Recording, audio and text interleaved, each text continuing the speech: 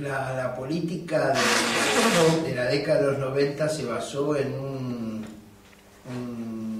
una defensa de la moneda de $1, $1.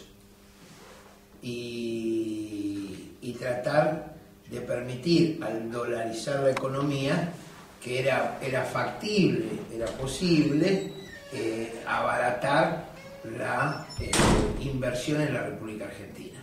Entonces venían dólares. Ahora, cuando se va produciendo un achicamiento de los salarios, se expulsa a la gente, se pelea y el pueblo resiste, se plantea la no dolarización y el cambio de evaluación. Y entonces, para defender los dólares que se fugaban, para defender el interés financiero de los bancos, que cuando los bancos son todos muy buenos a la hora de venir y ofrecer negocios, pero a la hora de defender su rentabilidad se la llevaban toda de la Argentina, entonces ponían límite y ahí pusieron un corralito para que no se pudiera retirar plata o no se pudiera llevar. Eran los ahorros de la gente. Al principio, los más afectados en general siempre fueron los sectores populares.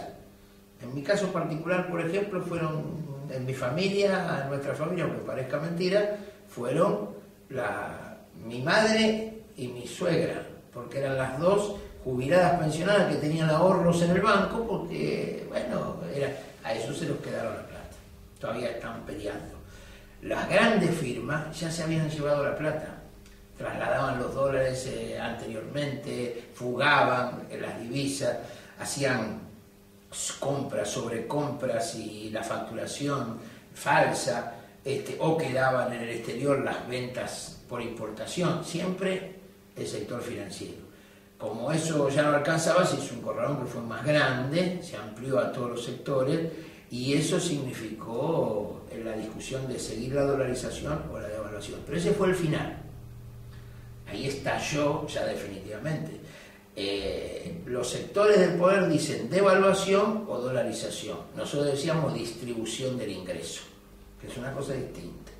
La devaluación de la moneda perjudica, por supuesto, los salarios. La dolarización permitía la extranjerización, la concentración y extranjerización de la riqueza. ¿Quiénes son los beneficiarios? Los beneficiarios son las grandes empresas, las grandes transnacionales y el sector financiero, los bancos.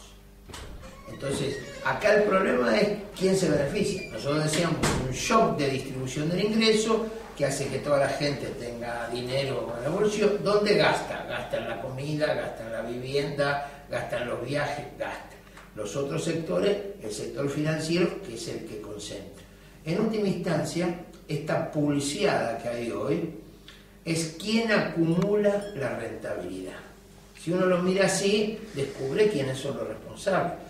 Como veníamos de lucha que durante una década, que yo quiero aclarar, no es que al principio todos, en la década 90, cuando empezaron a plantear estas cosas, todos entendimos y salimos a la calle y nosotros... No, al principio el miedo paraliza.